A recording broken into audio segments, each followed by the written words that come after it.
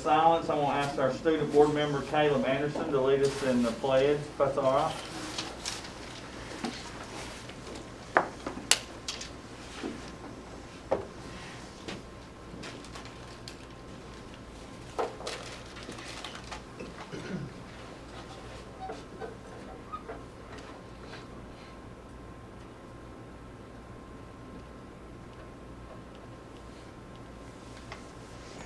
All right. I pledge allegiance to the flag of the United States of America and to the republic for which it stands, one nation, under God, indivisible, with liberty and justice for all. Thank you. Okay.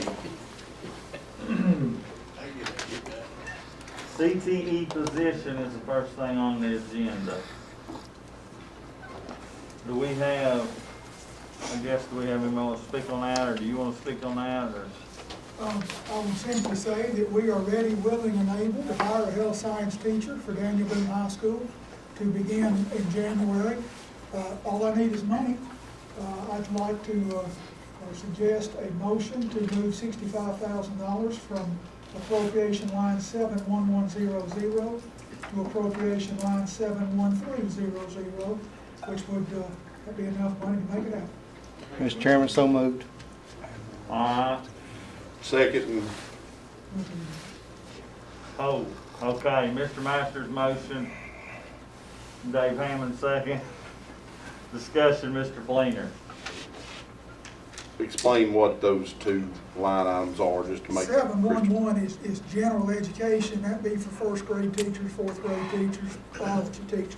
713 is set aside just for what we call vocational teachers, even though we don't use that money anymore. There was not enough capacity in 71300 because there's just not enough teachers.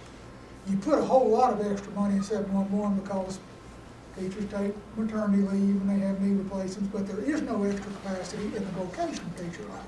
This motion, if passed, will put an additional teacher in that line so we can post the position. Do we know for sure that we can get those 3 certifications back by doing this? I mean, is that going to be? CT director and healthcare specialist, Yes, we will be able to get those certifications back, maybe even as early as January. We're looking into, the state will allow us to do what we call co-rec, which means the position or the course, the medical therapeutics course that you have to have usually before an industry certification. We get that third teacher back in, we can have them in, and then those students can co-rec and go ahead and do the industry certification. So we can have back CNA and CMA, and the state is also, I checked into this, with COVID, they are allowing us to do in-house clinicals. So we are not allowed to go into healthcare facilities. We are allowed to hold clinicals in-house, and the students can give their eligible requirements for clinical hours to set with their boards. So yes, and we already have a teacher we think that we can hire. Thank you, Ms. B. You're welcome. Any more discussion? Hearing none, roll call vote. Jennifer. Mr. Irvin? Aye. Mr. Hammond? Yes. Ms. Dillinger? Yes. Mr. Fleener? Yes, ma'am. Ms. Buchanan? Yes. Mr. Masters? Yes. Mr. Riddle? Yes. Mr. Meredith? Yes. Mr. Day? Yes. Okay, next on the agenda is review and consideration of CTE bids. Dr. Adams, you heading that up? Yes, sir. At the regular board meeting in November, made a motion to go into a contract with Baldwin to purchase the CTE equipment. And once we reached out to Acra Machinery, which is the actual business that makes the lathes and the vertical milling machines, they sent us a letter saying that they have an exclusionary contract with Kentech to sell their products in the state of Tennessee, and that the Baldwin company should not have bid on those. they also wrote in the letter that they will honor the price that Baldwin quoted us, but we'll have to purchase through Kentech. So we're getting the exact same machinery, the exact same price as who we're buying it from. So Baldwin was kind of fraudulent in bidding for those machines because they knew that they were not allowed to sell in the state of Tennessee. So, Mr. Flynn, Go ahead, and I was just gonna say, so we need to reapprove buying them. But to accept Kentech's bid, At the same knowing that they're price. going to honor the price that Baldwin quoted us. Is that legal, Dr. Flannery? Yes, sir. Mr. Flannery? free shipping as well, like they've had on the other one. Yes, sir. I make a motion that we, what's the name of the company? Kentech, That we accept Kentech's bid for those pieces of machinery. Ms. Dillinger seconds it. Any discussion? Anyone? Okay, roll call vote. Mr. Irvin? Mr. Hammond? Yes. Ms. Dillinger? Yes. Mr. Fleener? Yes, ma'am. Ms. Buchanan? Yes. Mr. Masters? Yes. Mr. Riddle? Yes. Mr. Meredith? Yes. Mr. Day? Yes. Okay. Is that it? I think I'm next on the next thing too. Let me go there. Review and consideration of propane bus bids. Dr. Adams. Thank you.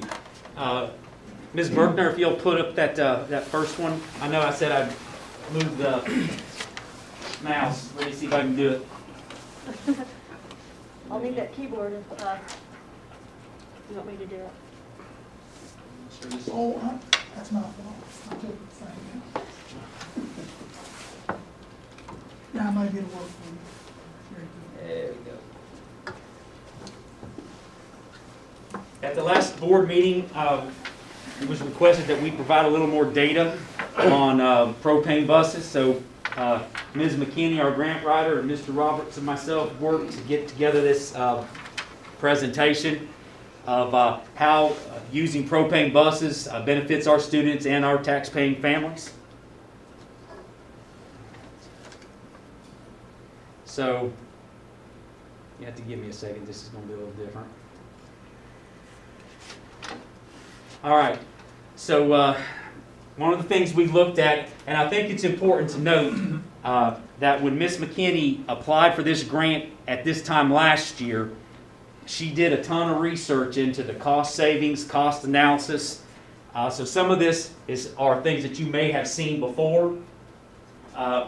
First thing we looked at was the parts that are required to either be added or replaced in a diesel engine, and these are parts that are not necessary for a propane bus. So if you look at some of those things, the temperature sensors, the turbo, the injector, the EGR valve, the EGR cooler, those are things we have to add to the diesel bus to satisfy EPA that we don't have to add to a propane bus.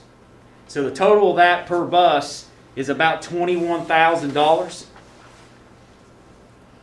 for the diesel buses. Who come up with this? Now that, I'm sorry, Roush Clean Tech. Yeah, Roush Clean Tech. that's ridiculous. You're not gonna spend $21,000 on a bus. Lord of mercy, people. Ms. Buchanan. Who's, Does this, so when we get the buses, it is not prepared to hit the road, is that what you're telling me? Tony, there are things we have to add to it, right, to get it compliant? No, it comes ready to hit the road, it's ready. That's just parts that could go bad. So, the bus comes ready to roll, Ready to roll. but these are pieces and parts that in the next 17 years, you will have to replace. Not necessarily, but the propane bus don't have them. Okay, They could break down. Yeah, there's all potential, right, cost savings for us. okay, so this is not the, as we get it, this is just over wear and tear. Exactly. Okay. Now, there are things that the propane bus has that we'll have to do too as well if we need to. these are some of the things that might need to be replaced on the propane bus. You can see the things that are there, total a max of about $3,400. If something breaks or something goes bad, something wears out, you can see that's a fraction of the cost for the potential of the diesel. It's about $18,000 less.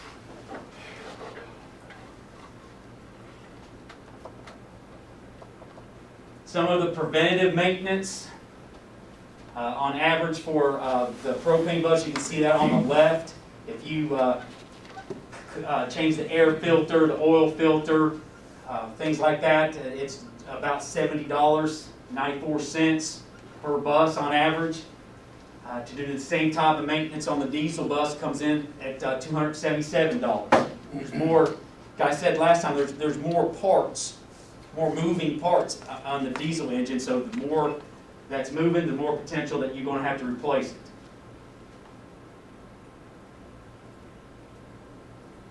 Sorry. Probably should, if I put it down, give it away. That won't do it. All right. Okay, so here's a cost comparison of the fuel and the engine. Annual miles, if they each travel about 12,500 miles. The fuel economy is about 4.5 miles per gallon for the propane and 8 miles per gallon for the diesel. Savings comes in the fuel price. It's about 79 cents a gallon for propane and about $2.50 for diesel fuel. Gallons used annually. The propane bus does use a little bit more because it gets a little bit less miles per gallon, but if you look at the cost savings, total annual fuel cost for propane is $21.93, and for the diesel is $39.05. I thought we were paying more for that for diesel.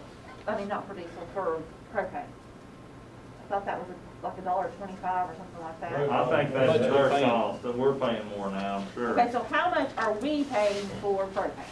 A gallon? We're $1.28 a gallon right now. $1.28. So how much is diesel? $1.72. Thank you. And propane is how much? $1.25. 128.6. 128.6.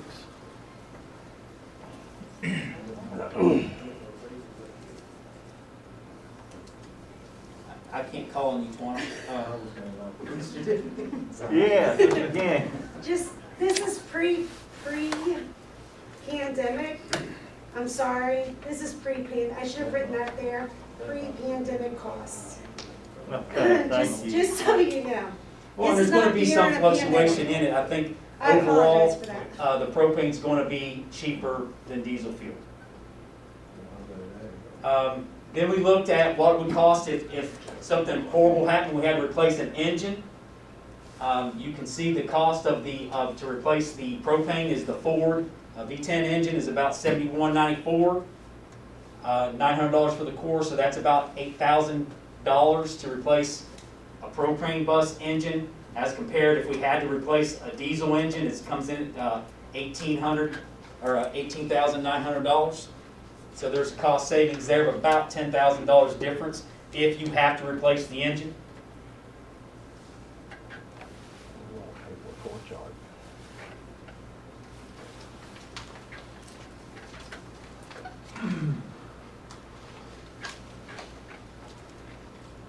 All right. So we kind of did a little bit. I know Mr. Meredith was asking, you know, what are we doing for the short time that we've been on the road? We compared the cost of what it would cost to run a diesel versus a propane, different buses. As you can see it to the far right of each one of those columns, for just a short amount of time that we've had these buses, we're already showing a savings on fuel costs. Just kind of depends. In the next slide, we'll talk a little bit more about this, about how the driver needs to learn how to drive the propane bus. If you've ever been on a diesel bus, when you want to go, you have to put your foot to the ground and get it to go. And the propane buses, if you guys rode the bus today, you kind of got a sense of that. It's more like driving a car. You just have to ease into it. But until they kind of get that feel, because some of our bus drivers have been driving a diesel for 20, 25 years. It's a learning curve for them to understand that they're not driving a diesel bus anymore. So that's one of the things that we're working with them on their driving.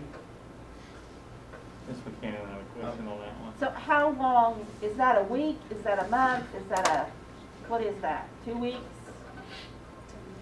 What is it, 2 weeks, 3 weeks? No, that's, Our data, how long was our data? well, that's since we've had this year, there, I mean, we give them. How So many this weeks has we've been in been- school this year? 3 or 4 weeks. Yeah, That's this year, whatever weeks we've been in school. That's your mileage on there, right, Tony? Yes. I mean, that's how many miles we've got Yeah. on the bus this year, so, Not many. right. Yeah, and then on top of that, we did hybrid, which means we didn't do a full route every single day. We picked up part kids and part kids, so our data is very soft right now. It's not like what, Clarksville, Montgomery has. right. So again, when we made the decision to apply for the grant, we looked at a lot of different sources of data and a lot of different things. This slide here talks about how we can further reduce the cost. Again, I talked about learning how to actually drive the propane, because same thing if you were in your car, if every time you would try to take off, if you put the pedal to the metal and took off, you're going to burn more fuel than if you would ease into it. And that's one of the things we need to help our drivers. We need to avoid idling, not a need to keep the engine running as much to keep it warm. You got to learn to maintain a steady speed, anticipate the route and the traffic, and keep the service up to date.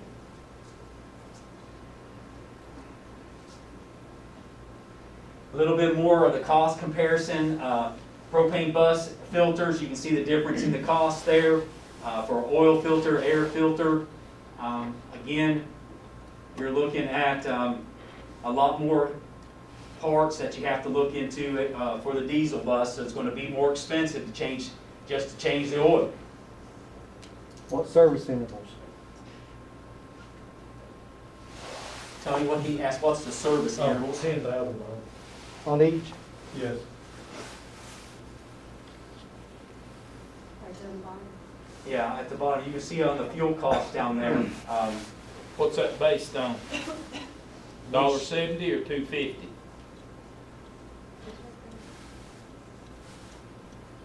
Tony, he's asking if, what's that gas cost? It's oil, no, it's oil prices. Is it? This is all about just the data that you see there. Is that based on $1.28 a gallon for propane? Is that based on, Oh, are you talking about the fuel? Yeah. Oh, I apologize. $2.50? We based it on the current numbers that he has used this year. So during the pandemic is what he based it on.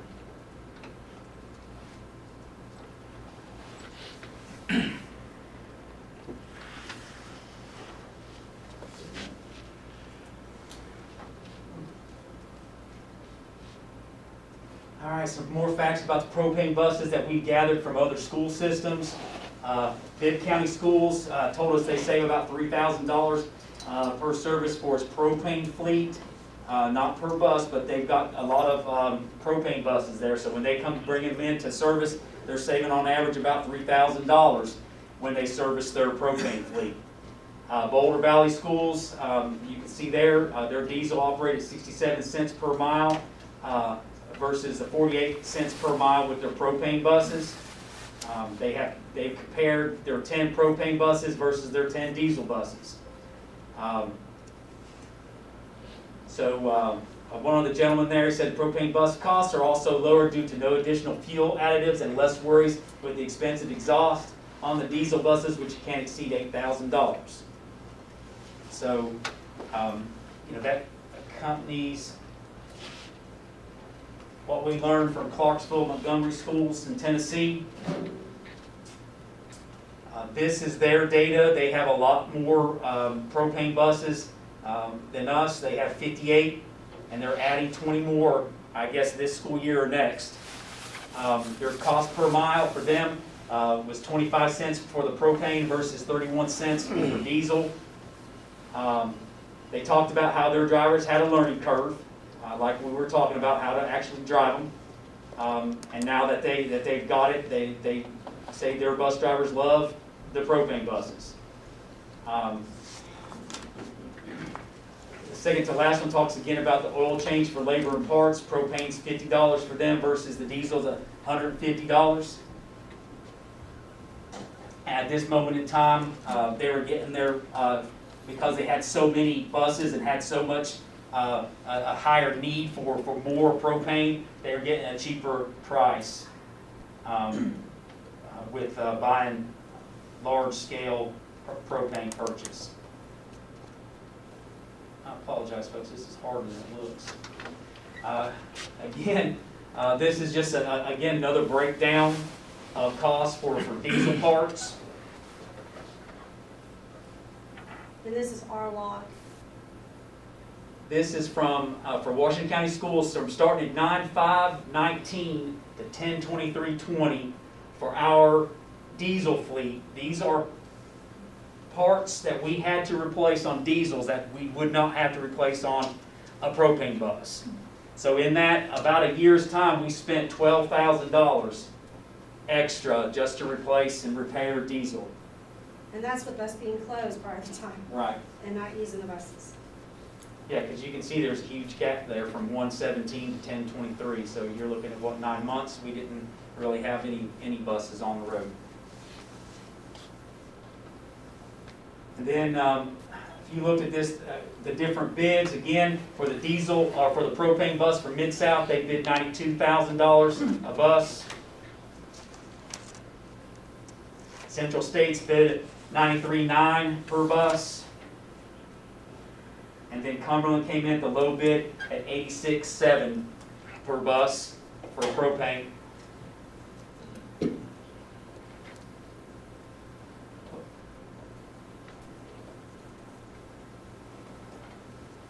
When we looked at this, you know, one of the things we wanted to look at is what kind of actual benefit to our students would we get. And there are actually some studies out there showing that kids who are riding back and forth to school on propane buses tend to have higher standardized test scores, if you can believe that or not.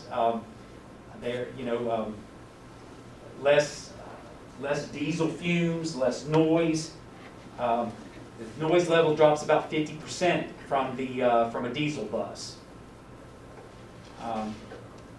So there's some more data in there about how they cut emissions compared to diesel buses, even the clean diesel buses. And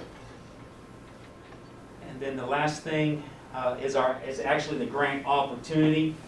Depending on the NOx level, we can apply for 25 up to 35% of the cost of each bus, or anywhere in between. So if we get 25% per bus from the grant, that's $21,000, a little over $21,000 per bus, for a total savings of about $130-some thousand. If we get the 35% from the grant, it's a little over $30,000 per bus, for a savings of $182,000. Yes, ma'am. I just picked one of the buses, so it depends on what if it was chosen, that number may change based on the bus bid. Right, So but I did that higher. math. I used the 86,000 from Cumberland. Oh, okay.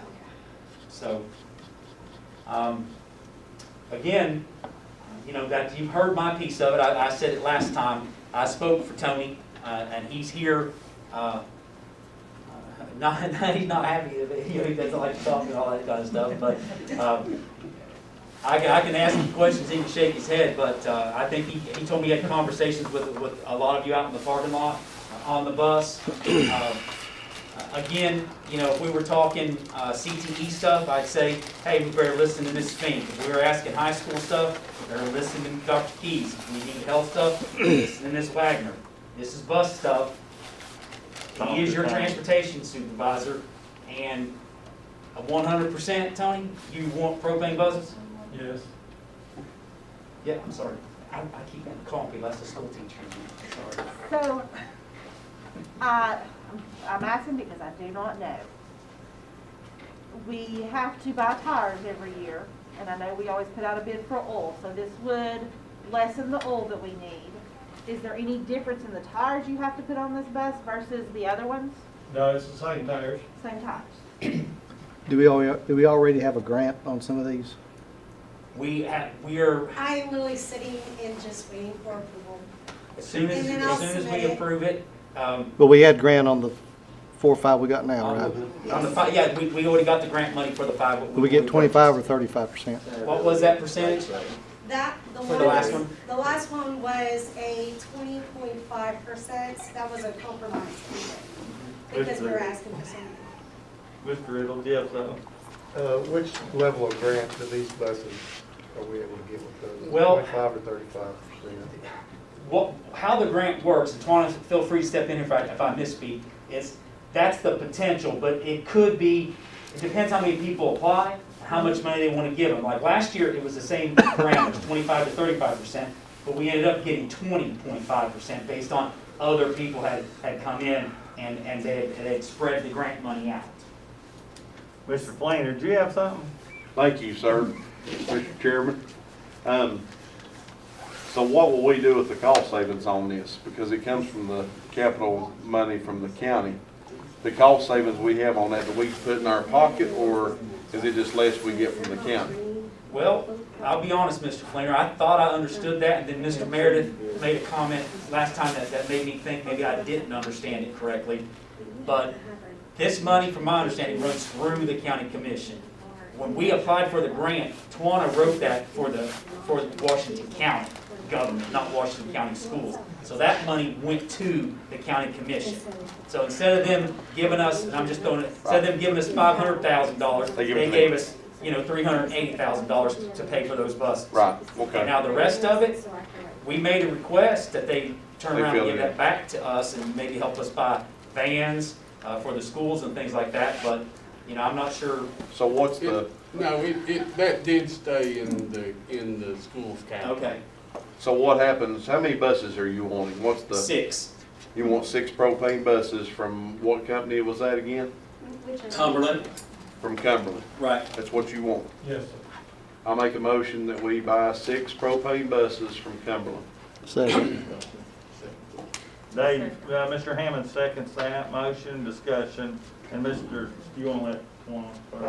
That's all I was going to do, is make a motion. Okay, so, Just really quick. okay. So always remember, when it comes to the grant funding, this is a rebate for the buses. So the money has to 100% go to those buses. So I just really want to clarify that, because sometimes people miscommunicate what they hear, and it causes problems for the grantors. So I just want to make sure everyone knows, on YouTube especially, 100% of that grant money would go to the buses. Just Right. clarify. Thank you. You're welcome. Mr. I Dillon. wanted to ask Dr. Adams, I know I talked to the lady out there that's currently driving the bus, is it Grandview, right? I'm sorry, Tony. She's a Grandview, the bus driver, Grandview, Rebecca? the one out there. Is Yeah. there's a schedule where they're gonna be evenly distributed? Of course, we have a lot more than 6, but still, where they are phased in are gonna be. Right. Right now, we're keeping them close to Jonesboro because that's where the tank is. Okay. I would guess, and I don't want to talk for Dr. Flannery, but, I think, just to clarify and make it clear, our intention is to continue to buy propane buses every year. That's Well, what I mean, it's up to, that would be our desire. That's what I So- meant, is they're phased in. they're Right, gonna then be- I guess if we needed to, we could put a propane tank out at one of the high schools so that we could spread out that way. Okay, thank you. Annette, and then Mitch has got something. Okay, so what happens when we send a bunch of kids to Knoxville to play ball, and where do we fill up the propane tank at? That's a big downside, you can't. You don't Well, have you can to- You can get on the internet and they've got a propane map while the fuel stops are. You can map it out before you leave. Oh, well. How far can you go and tank fuel anyway? That was, Probably about 250 miles. It's not for long. Just realize that our buses actually had to travel beyond Knoxville. That's where our buses were at. And so they fueled up actually in Knoxville and still had a lot of fuel left, because I had to record all of it. when they got into our bus garage. Anybody else? But that's one way.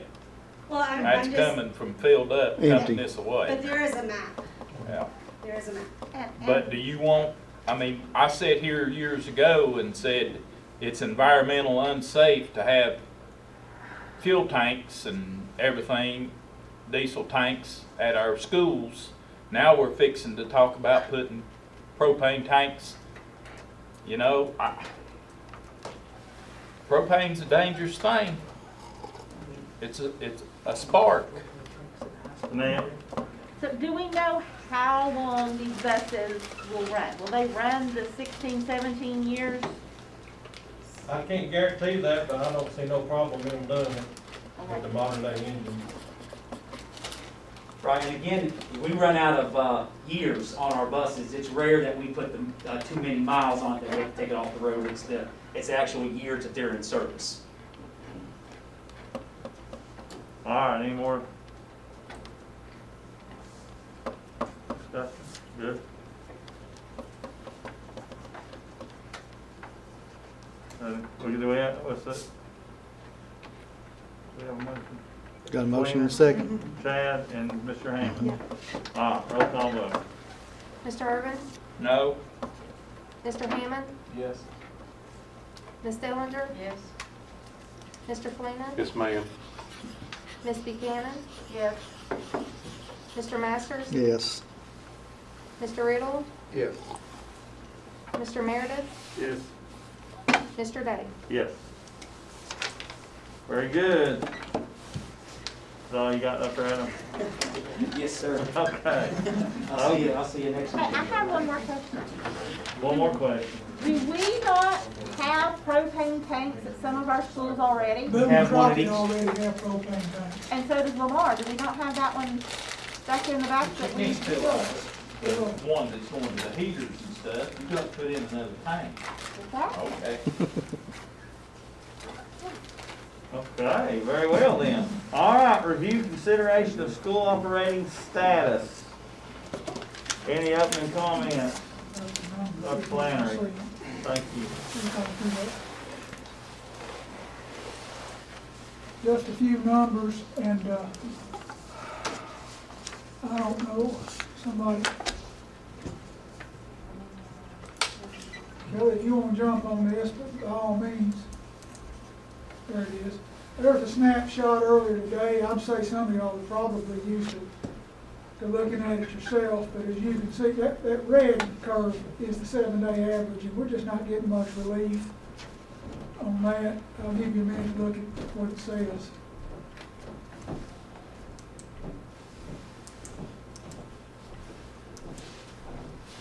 And without exception, I'll move forward one slide. There's our numbers today. We actually did get a little relief there. We're down below 300 again and down below 30 on confirmed COVID cases. So that's good news. I don't know if that's statistically good news, but it did go down, and we're always glad to see that. Every time the health department comes on and does a WebEx with the superintendents, they always throw that White House task force thing up there. I don't understand how they get those numbers, but you will note that Northeast Tennessee is dark brick red. That's a red zone, that's as bad as you can get. And that's in the opinion of the task force at the White House. Next, that's actually a zip code. If you can find your zip code, you can see just how bad shape it is. I live in 37681, and we're dark red down in Limestone. Western and southern Washington County, eastern Greene County seem to be getting hit pretty hard. We look pretty good there in Delta. Yeah, Telford's a good place to be. The reason Sullivan County is not in there is that they have their own health department. They're considered to be like Chattanooga, Knoxville, and Nashville. They're different. I always thought that was interesting to see how we're doing in Limestone. And lastly, Georgia Tech actually does, their engineers have come up with a way to gauge risk. And if I understand this correctly, if you're if you live in Washington County and you go to an event that has 50 people in the room, it is a 79% probability that one or more people in that room will have COVID-19. If you go to an event that has 100 in the room, like a ball game, it is a 96% certainty in Washington County that somebody in that room will have COVID-19. And that's just a few numbers I wanted to throw at you, and I will relinquish the floor, Mr. Chairman. Okay. Anybody? Anything? Thoughts, suggestions, comments, Ms. Dellinger? Where did that information come from, Dr. Flynn? The last slide, at Georgia Tech University. No, I mean your initial, The first slide comes from the Tennessee Department of Health. Tennessee. Those internal numbers, that comes from our own coordinated school health staff. Okay, thank you. I had gotten something on my phone that Johnson City Press reported yesterday that COVID-19 cases are still growing among school-age children in northeast Tennessee, which was pretty alarming, but. Chad and then Annette, please.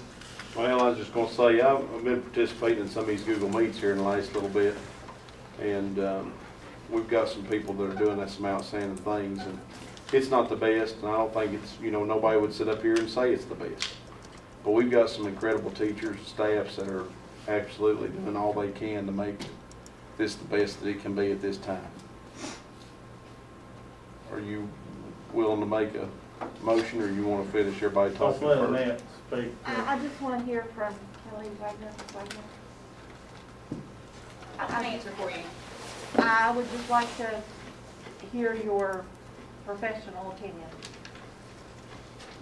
In regards to, Evidently just in returning. general, as of right now, since we were here the last time, the numbers have gone up.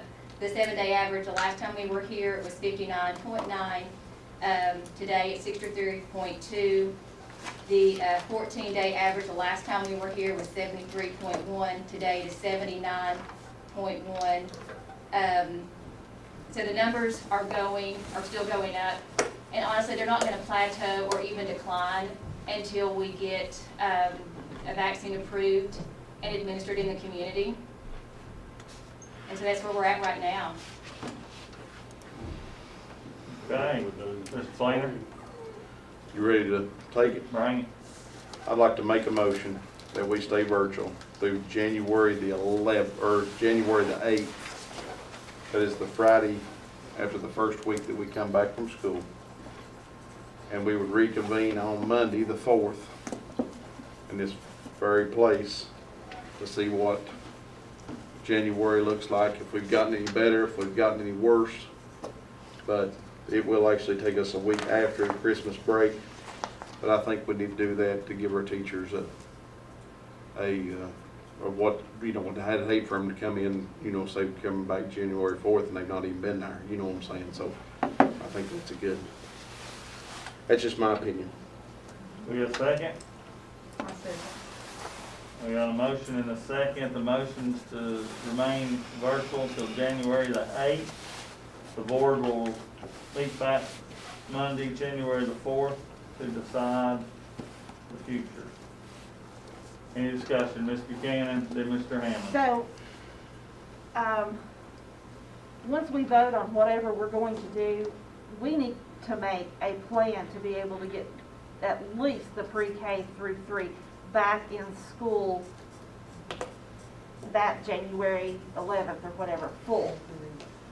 There's lots of things we can do, and we're not, we've said we can't get in, but we need to do this. Well, we're not making a physical plan of what we can do to get them back in.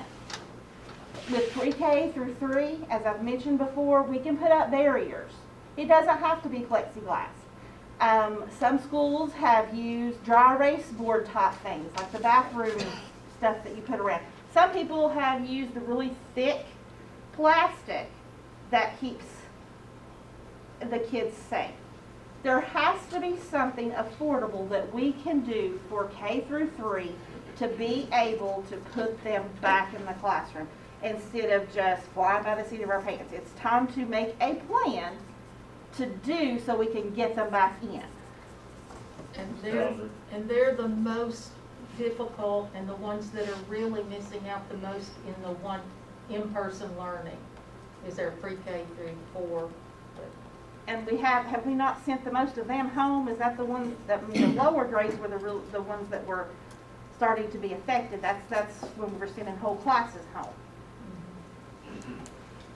Sam? Well, what I was gonna say is pretty much what Annette said. Hard to teach K through 3 how to read virtually, but if we could have just 2 or 3 different, or 2 optional plans, K through 3, but I'd like a guarantee that the high school students will still have access to the labs as even staggered somewhat, and through this time, through Christmas too, if we can. And I don't know if there's a possibility, aren't there 8th grade science, 7th, 8th grade, where they do labs, but it's actually in class? Maybe it would, you know, Yeah, whatever options. academic labs like in science. Yes. Yeah.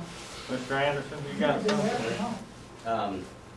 So I actually sent out a survey to the entire Dana Boone population of students.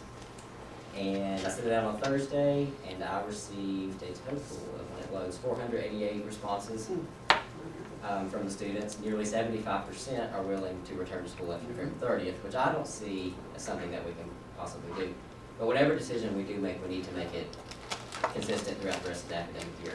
I also asked 2 additional questions within my survey, asking what concerns the students had with going back to school and what concerns they had with virtual learning. I want to read a few of those to you because it did concern me quite a bit. We have students that do not have access to internet, so it's super hard for them to do work and Google Meets.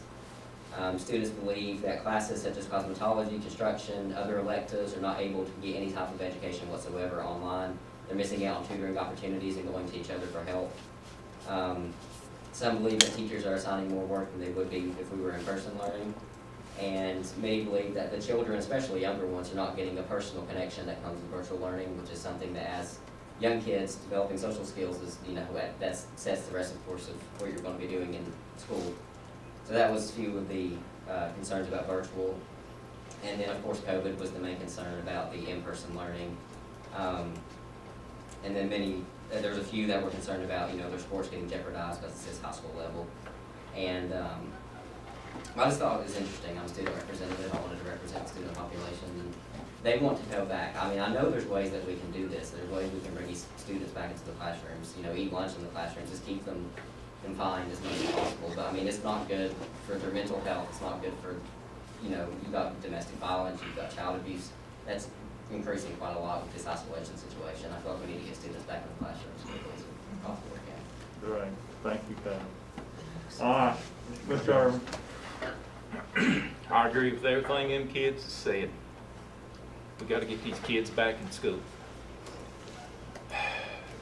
If there's, I feel like that if we can bring them, start them back in November the 30th, bring them back. And let's go 2 weeks or whenever the Christmas break is. And then we'll be out for 2 more weeks because of Christmas. But let's get them back in there for a couple of weeks and see where we're at. I mean, just like what he said, we've got kids that don't have internet service. With none of our CTE kids they're failing, or they're not failing, but they're not doing that. So I feel like we need to bring them back November the 30th. Numbers is high. I feel like the numbers is going to stay high. And we don't know yet what's going to happen when the new president comes in and takes over. He may decide to shut the whole country down. Then our starting school back January 11th may not. So if it's any all possible way, I feel like we need to put them back in school next week for a couple of weeks and then take a Christmas break. Mr. Hammonds and Mr. Meredith's got something. Dr. Flannery, on the students that do not have access to internet, is that more of the internet, they don't have the monetary means, or the companies don't reach that far out in the community? I think it's the companies, because we've just put over 200 hotspots in the homes of our people that need it. I immediately got a call from Mark Merriman, he said up in Bumpus Cove, even with those, they can't help. They can't even get cell service up there, they're so far out in the middle. Would a hotspot help them there? That they would, these devices that we put in their hands would not help because they're so far out and moving on. But as far as monetary, what can we do as a board, or, I know Spectrum, several companies are offering internet access to families with school-age children, you know, in the home, and I think Charter, maybe Comcast is doing it. Yeah, I mean, surely there's some of that left, but they're just so poverty stricken they can't afford it. But we think we've got our non-connected families down to less than 3%. And that's as good as anything, particularly a county system like us. I know that the Tennessee General Assembly is really gonna take that up in a big way in January to try to support connectivity out in rural areas. Sitting here today, there are just some families that we just can't help. Is there a way to bring those children in? Well, most of our schools now have hotspots in the parking lots. The rest of them will here in the next few days. And there are some Rurtans that do, I know some churches do. So there are places, if a kid and their family are willing to leave home to come to them, that they'll have wireless access. And as you know, we now have more computers than we have students. So that's not a problem anymore. But, as far as running a line all the way up north. Can she, are you wanting to speak about David? About the Jeeps, I could totally help with that. Let her do with the that. internet. We gave Daniel Boone alone 56 hotspots with a list of known people that did not have internet. So if the representative can reach back out those in the survey that said they don't currently have it, we could research that and move those that did receive internet and don't need the hotspots anymore, because they have 5 that are like not claimed now. Maybe we could fill that gap for sure to help with Daniel Boone students that are saying they don't have internet. Right now, I haven't had any complaints from Boone saying that their Khajiits are not connecting because they're using AT&T service. With the Bumpus Cove situation and so forth, I am able to switch a specific device to Verizon or to T-Mobile if the current provider that I've chosen is not working at that particular spot. So I'm working with Mark right now to see if a different provider can fill that gap. Because we really looked hard at the map, but you know, sometimes that one little street was very hard to determine. So I am trying to work through that problem. But just overall, we did 2/3 of our interless families. We only need 100 left of the current list that we have now. And right now our list would be done if we just have 100 more Khajiits. And then everyone will be connected, as we know right now. I just wanted to get that out there. All right, Mr. Mayor, Ms. Buchanan, then we're gonna vote on the motion because we're getting way off. Just a couple of comments. I heard a couple of things that resonated with me. One was students are looking for consistency. I think Caleb said they want to know what's going to happen for the rest of the year. I think parents are in that same boat. I know teachers are in that boat. My real concern is with what Ms. Wagner said, is that these numbers aren't going to come down until we have a vaccine. And we're not going to have a vaccine on January the 20th. You know, we'll be lucky if we have a vaccine in the spring. So my concern is what this administration and board is going to do in 2021 to get our educational delivery, especially for those K-4s, to get that in line so that we don't have a wasted year of school. So, there's a challenge. Just something regarding the vaccine. For our area, there are different phases on how they're going to distribute the vaccine. Phase 1 is primarily healthcare workers, first responders, and the anticipated date for that is before the year is out, to start with phase 1. The other phases, it will be on into next year, but for phase 1, it should be by the end of the year. Thank you. Mr. Buchanan, you want to second?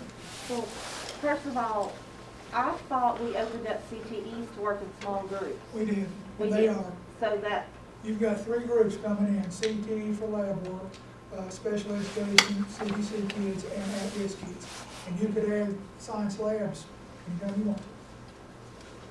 Okay, so the motion is by Mr. Fleener, that we go virtual through January the 8th. The board will reconvene on Monday, January the 4th, and decide what the future is. Roll call vote, please. Mr. Urban? No. Mr. Hammond?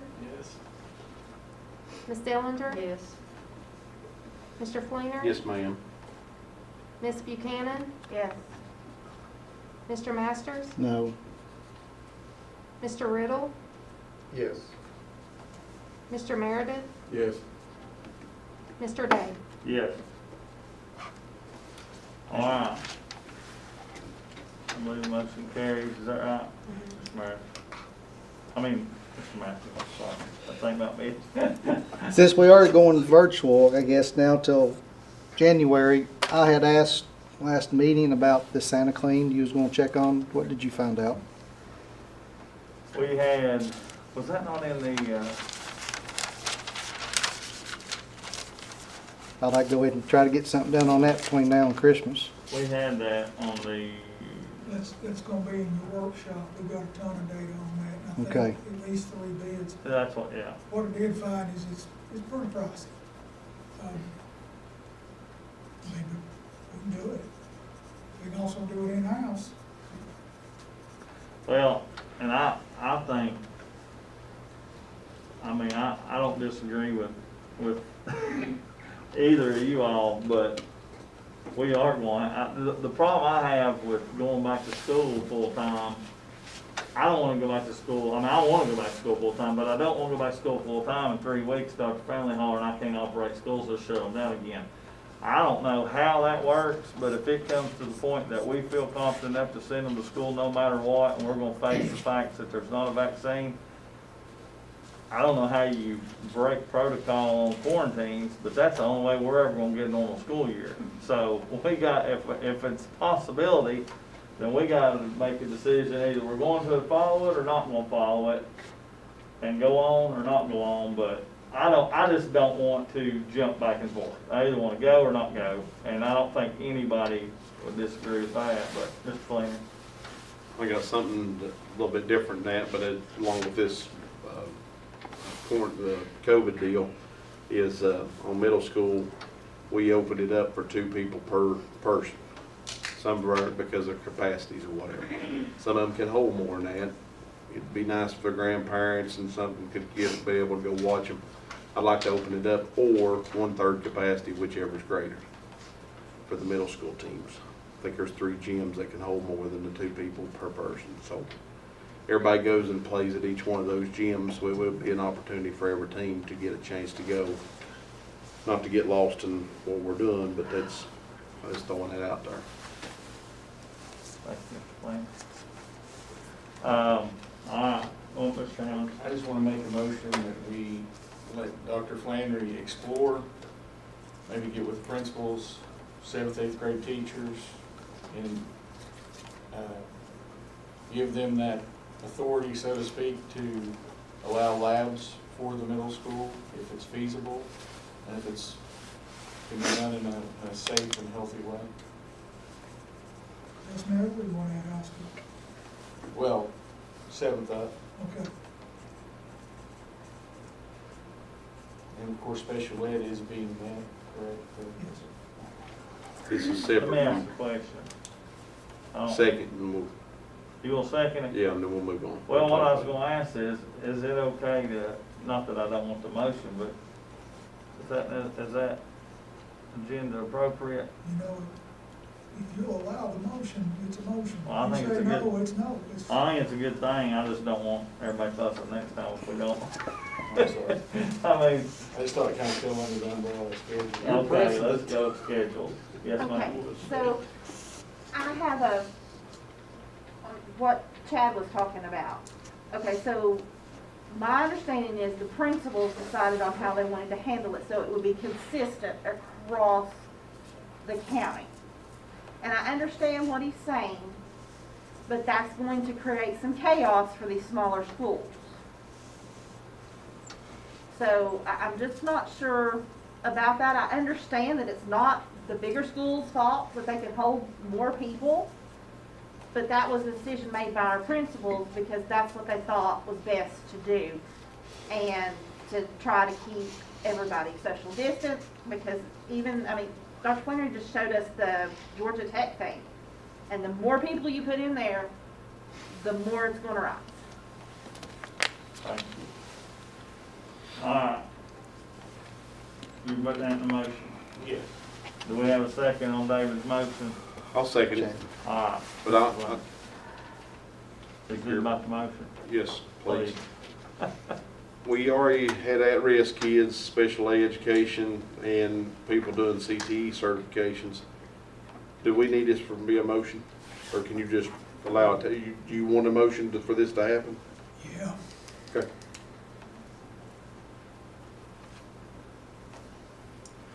Okay. Restate the motion. Please, will you restate the motion or motion? For Dr. Flannery and his staff, teachers, principals to get together, look at, there's a feasible, safe, and healthy way to allow labs for 7th grade up in science or any other class that may require, well, we've covered CTE, so. All right. Mr. Fleener seconded it. You want discussion or you wait? Okay, roll call vote, please.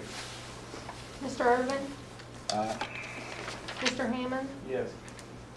Ms. Dellinger? Yes. Mr. Fleener? Yes, ma'am. Ms. Buchanan? Yes. Mr. Masters? Yes. Mr. Riddle? Yes. Mr. Meredith? Yes. Mr. Day? Yes. We're gonna let Mr. Masters have one, then we're gonna adjourn. Just one quick thing. Dr. Flannery, I read in the paper last week that we have a assistant AD at Crockett. Is that correct? Not to my knowledge. Okay, it was in the paper. Now, would you check on that and bring us back what you find out December 1st at our workshop, please? Sure. That's news to me. It was in WJHL or Johnson City Press, one I read last week. There was a guy down there helping, do something to do with these qualifications or something. The paper stated he was assistant AD and now he's tournament director for the Hardee's Classic. I just- Now, he had at one point, it's like a student teacher. He follows him around and he does, you know, Josh's job like a student teacher would do in the classroom. Are we paying him? No, he has to do it to get his hours for school, just like a student teacher would. He helps coach almost every sport. Will you check though for me, please? Do you have a name by chance? Chris. Is it Cadera? Yes. Yeah, Chris Cadera. He He has did. a lot of stuff as far as an official position. The board's never created that position. I've never- I think he's an IA. That's the reason why I was questioning it. I didn't. Okay. So, I would like for Dr. Flannery to look into getting barriers for our pre-K through 3. Okay. You know, it doesn't, like I said, it doesn't have to be plexiglass. It can be other material as long as it is safe material. And I just think that would be a great start to be able to get those kids 100% back in school. All right. One more thing. Along those lines, I'd like for us to look into getting ionizer systems for the HVAC in the schools to help mitigate the virus and possibly HEPA filters. I would know if the Energy Systems Group proposal includes those for every school.